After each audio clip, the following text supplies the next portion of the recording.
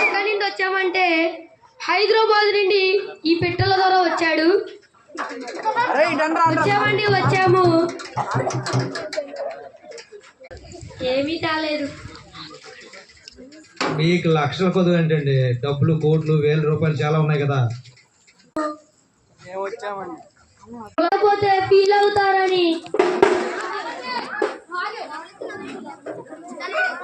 మీకు తెచ్చి మా బావగారులు తేకపోతే ఫీల్ అవుతారని